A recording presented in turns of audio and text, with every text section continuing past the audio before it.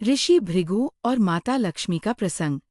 क्षमा, अहंकार और विष्णु तत्व की सर्वोच्चता की संपूर्ण पौराणिक कथा। भूमिका: देवताओं में उत्पन्न हुआ महान विवाद।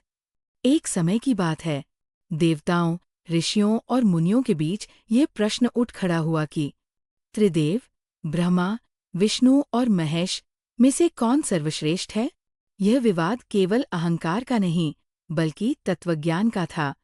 कौन सा देवता सबसे अधिक संयमी है, सबसे अधिक क्षमाशील है और जो सृष्टि के संचालन के योग्य है। ऋषि भृगु का चयन।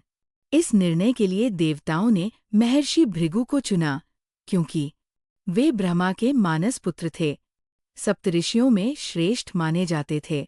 उनके भीतर तेज और तप दोनों थे।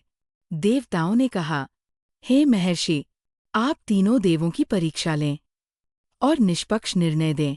ऋषि भृगु इस दायित्व को स्वीकार कर निकल पड़े। ब्रह्मा लोक में पहली परीक्षा। ऋषि भृगु सबसे पहले ब्रह्मा लोक पहुंचे। वहां उन्होंने देखा, ब्रह्मा जी यज्ञ और सृष्टि चिंतन में लीन थे।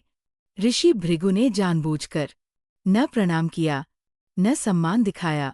ये देखकर ब्रह्मा जी क्रोधित हो गए। उनकी आंखों में रजोगुण प्रकट हो गया। भृगु मन ही मन बोले, यहाँ रजोगुण प्रधान है, अहंकार का लेश है। कैलास में शिव की परीक्षा। इसके बाद ऋषि भृगु पहुंचे कैलास पर्वत, जहां भगवान शिव माता पार्वती के साथ विराजमान थे। भगवान शिव भृगु को देखते ही प्रसन्न होकर उन्हें गले लगाने दौड़े, परंतु ऋषि भृगु ने कहा, हे महादेव, आप श्मशानवासी हैं, आपके शरीर पर भस्म है, आप मुझे स्पर्श न करें। ये सुनते ही भगवान शिव का रुद्र रूप प्रकट हो गया। नंदी दंड देने को तत्पर हो उठे। माता पार्वती ने बीच बचाव किया। भृगु ने मन में निष्कर्ष निकाला, यहाँ तमोगुण प्रबल है, क्रोध शीघ्र उत्पन्न हो जाता है। वैकुंठ में अंतिम और कठोर परीक्षा। अंत में ऋषि भृगु पहुंचे वैकुंठ लोक। वहां दृश्य था, भगवान विष्णु योग निद्रा में थे। माता लक्ष्मी उनके चरण दबा रही थी। ऋषि भृगु ने अत्यंत कठोर परीक्षा लेते हुए भगवान विष्णु की छाती पर लात मार दी। संपूर्ण वैकुंठ स्तब्ध रह गया।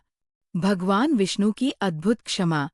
भगवान विष्णु तुरंत उठे, ऋषि भृगु के चरण पकड़े और बोले, हे महर्षि, मेरी छाती कठोर है, कहीं आपके कोमल चरणों को चोट तो नहीं लगी। उन्होंने ऋषि के चरण धोए, आसन दिया, आदर से उनका स्वागत किया। ये देखकर ऋषि भृगु का सारा अहंकार नष्ट हो गया। उनकी आंखों से अश्रु बहने लगे।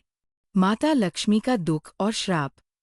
माता लक्ष्मी ये दृश्य देखकर व्यथित हो गईं। उन्होंने कहा, हे स्वामी, आपने अपने भक्त की परीक्षा के नाम पर स्वयं का अपमान सह लिया। ये मैं सहन नहीं कर सकती। उन्होंने शपथ ली, जहां मेरे पति का ऐसा अपमान होगा, वहां मैं निवास नहीं करूंगी।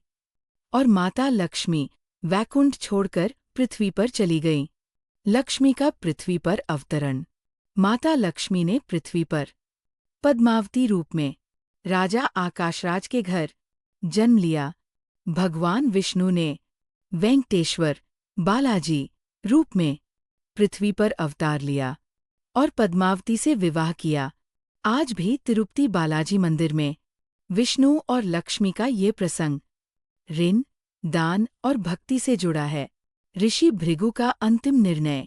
ऋषि भृगु देवताओं के पास लौटे और बोले, जो अपमान में भी क्षमा करे, जो क्रोध में भी करुणा रखे, वही सच्चा ईश्वर है। उन्होंने घोषित किया, भगवान विष्णु ही सर्वश्रेष्ठ है। इस कथा की गूढ़ शिक्षाएं। क्षमा सबसे बड़ा धर्म है। अहंकार देवत्व को भी गिरा देता है। धन और लक्ष्मी वहां नहीं टिकती, जहां अपमान और अधर्म हो। विष्णु तत्व स्थिरता, करुणा और संतुलन।